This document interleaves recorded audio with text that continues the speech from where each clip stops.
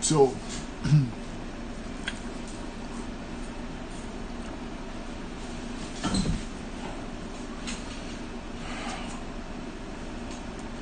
that was a tough loss.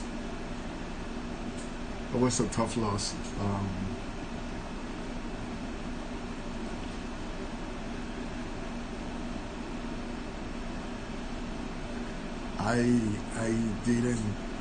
I really thought the Lakers were gonna take over really quick, and it didn't happen.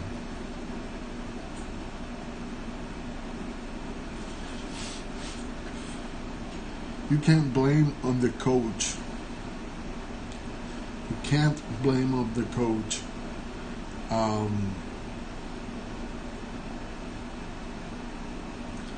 Some of the things that happened there. Danny Green had open looks, and for some reason he's just not making the shots. I mean, he's shooting open shots, and I always said that Danny Green is better shooter when he's contested. So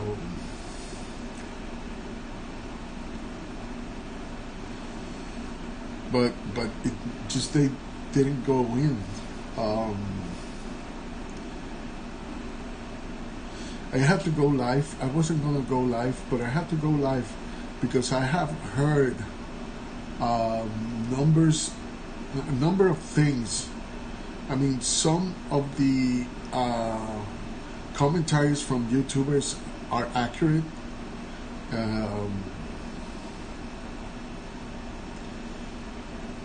Because they are players and because they have real basketball experience.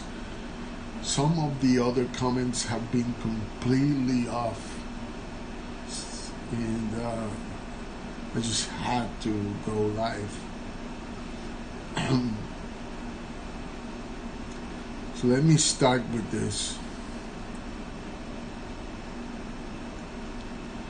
The Lakers had the third guy today. It was not just LeBron and AD as I saw it. The problem was the rotations, and I blame Vogel for that.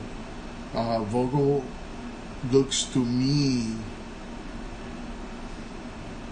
like the type of coach that he is going to go 100% confidence on his starting rotation. And so the problem with that is that sometimes when you use that approach, you're gonna try to incorporate that starting rotation players that hasn't done really hasn't caused an impact on the game.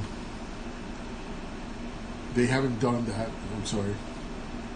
And try to incorporate them in the team when somebody from the bench or somebody who is not part of that starting lineup has turned the ties on the game and brought your team alive. And Walton was that guy, and Vogel looks like he's that guy. And I tell you that does not work well for championships.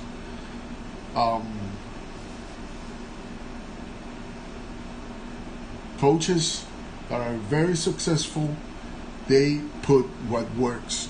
And that's it. There's nothing else. There's no other consideration. You are a star, prove it on the court.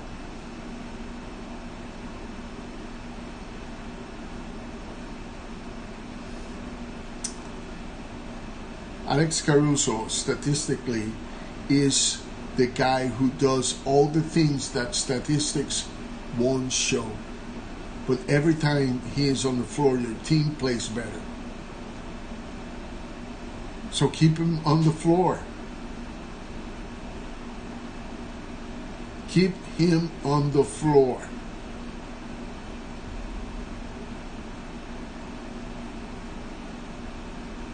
Every time Kuzma had a hot hand, and you know, because Vogel, you have said it yourself, he is a rhythm player.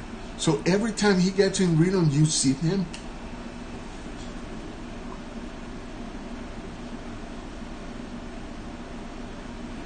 Yeah. Danny Green, he had open looks. I always said that he's contested, is a better shooter than when he is open for some reason.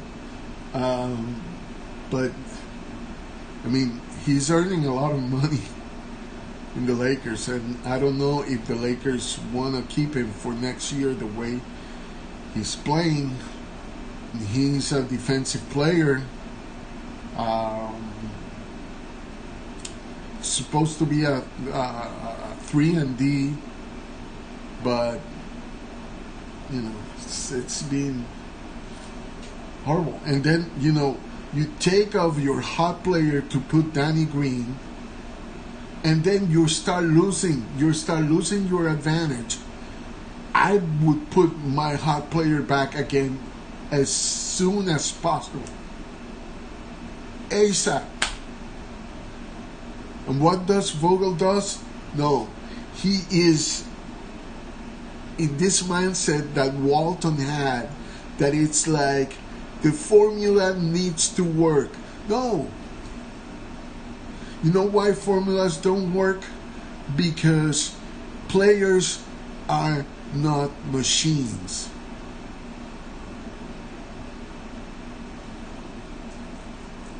So if a player loses confidence, which it happened to everybody, because you could see a lot of the Lakers not wanting to take shots.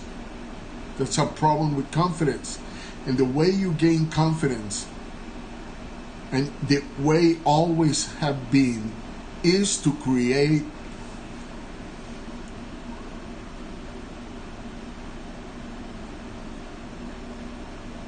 Yeah, exactly. Kuz was the hot hand.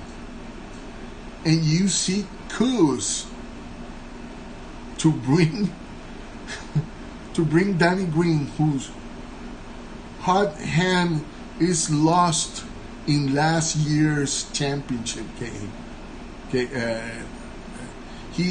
once he won that championship, he lost his hot hand, and he's never had it back. So, yeah, I mean, but the reasoning behind Vogel's thinking is Danny Green is my regular rotation guy, my main of my main. I gotta keep him in, so he gets Kuzma out for that, who is the one who brought, between Kuzma and Caruso, by doing those things that nobody really pays attention to in the stats, and Kuzma by being the only guy who makes the buckets in that moment, they not only bring back the Lakers, they put them ahead. And so all of a sudden, when that is happening, for no reason whatsoever than putting Green back, Vogel makes a rotation change that completely turns around the game against the Lakers and back into Portland hands. And if that is a sign to come, Jenny Buss is going to have to really look long and hard if she wants him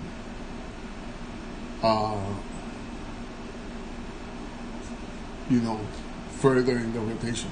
I mean, I could be wrong, They might watch this video of the game, and Vogel goes like, "Oh man, I did a bad rotation." But the thing that got me, and I made a video about this. I'm gonna see if I can link it, where I'm talking, and it was at the beginning of the season. I was watching an interview where Vogel said that he believed that Walton did the right decisions in rotations, and I was like, "What? That's not a good sign." That's what had Walton fired, let go, or whatever they say it was, because his rotations were bad. Now we get back to that again? Really? Vogel? Come on, man. You want to win a championship or just being a playoff coach?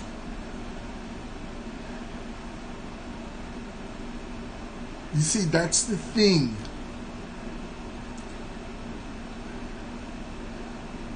That's the thing that makes a difference between just winning coaches and championship coaches. Championship coach is going to tell the players, "Look, you can be the star, but if this guy plays better than you in this game, I'm going to keep him until, he gets tired. And then I'll put you back in." But, by the way, hi, LA Sports Live. LA Sports Live, there is a channel. You can go and watch his videos. I'm not in political things, but if I'm going to endorse somebody instead of a politician, I'll endorse LA Sports Live. So, yeah. Look,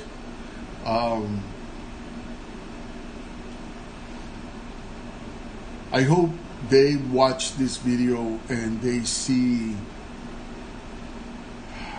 the coaching staff actually realize that there was a bad decision on the side of the coaching staff to get Kuzma out and get Caruso out when they were the engines of change, the ones changing the tides on the game, and consider them to be a little bit more in the game. To put you in this, if you can look the statistics on the Lakers page, and you're gonna see that LeBron James played 41 minutes in this game, and he scored 23 points. Kuzma played 11 minutes less, and he made 14 points. So what I'm saying is, Kuzma was as effective as LeBron, and he was effective when the other two weren't. Now, I wonder how many points Kuzma would have made if he had the same amount of minutes that LeBron. And from the, and to me, I know some people may disagree, but to me, Kuzma is the third star in that game, in that team. But if you are not gonna put him to play the minutes, he will not be able to be a productive part of that team. And so, I don't know. It's funny because Kuzma, of the only two players that earn less money than Kuzma are Taylor Horton Tucker and Antetokounmpo. Everybody else earns more, and Danny Green is one of the guys that get paid more than most of the roster. And Danny Green hasn't shown up almost in the whole season. I mean, he does a good play every now and then defensively, every now and then on the offensive end. But really, he is not playing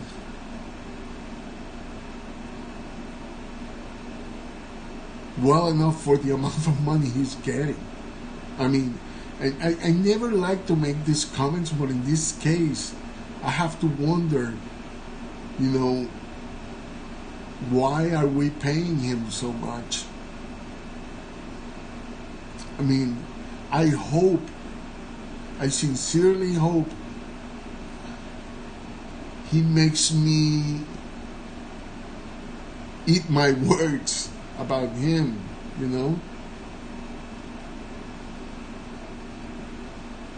But I don't know what to say. As far as if Rondo is not there, and look, even though Rondo is the guy with experience, even Rondo is leader and floor general and all that, statistically, Caruso gets better results. That's just plain facts. Caruso gets better results. Another fact is, if you have a player who you have said in the interviews, he is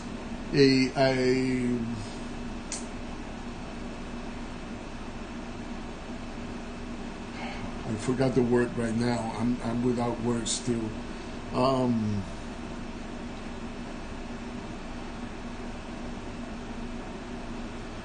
A rhythm player like Kuzma. Don't get him out of rhythm.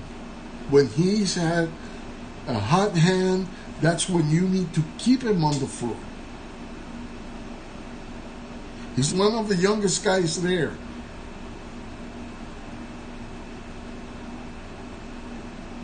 He doesn't need rest. I mean, you rest Kyle Kuzma when he's hot.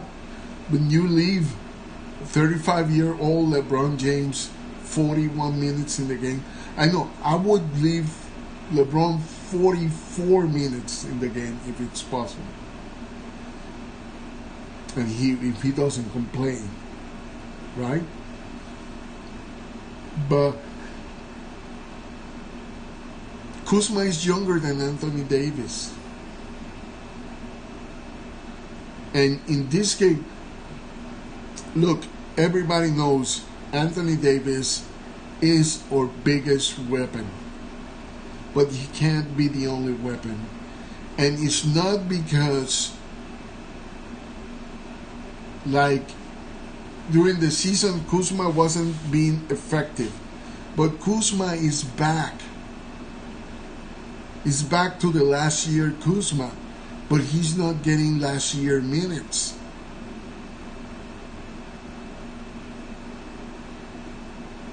And every time he gets in rhythm, you sit him down, he is not going to make those shots. He won't. Because you got him out of rhythm. He's a rhythm player. If he's a rhythm player, You can't get him out when he's hot. It's like putting a bucket of cold water over him.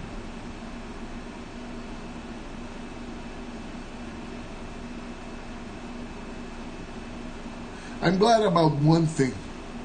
As horrible as the Lakers offense was, and as bad as the defense started in the game, the Lakers did a good job in general coming back from behind. But Vogel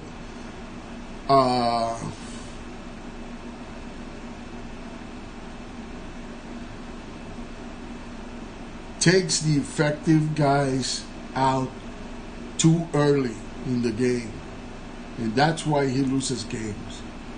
He's got a team that should not lose even one game. No excuses. This team should be winning games in a way, in a fashion that I just can't explain. You have the best pickup players ever in that team.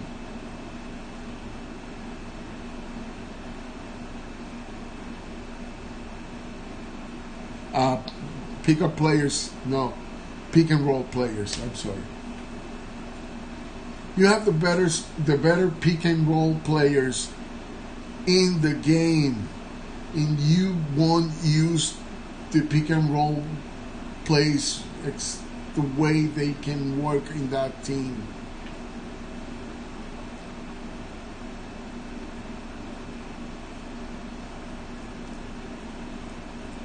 This is the thing. Everybody, and I'm glad that something Vogel did that I did like is that he went with a big team at certain point where Kuzma was pretty much playing as a 3.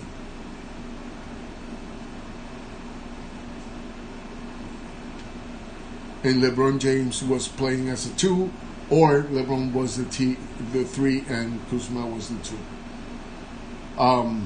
That was the best thing Vogel did during the night, but the rotations were awful, and I hope he doesn't keep doing that. He's gonna lose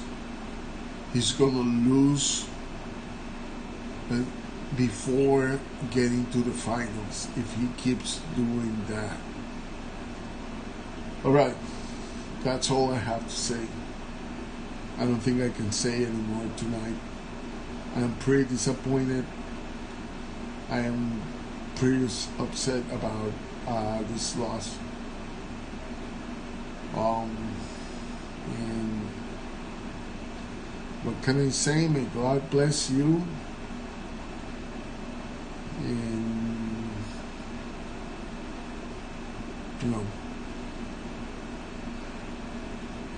there's still more games to come. At least we didn't lose like the Bucks did by a lot. All right. Until the next one. Bye-bye.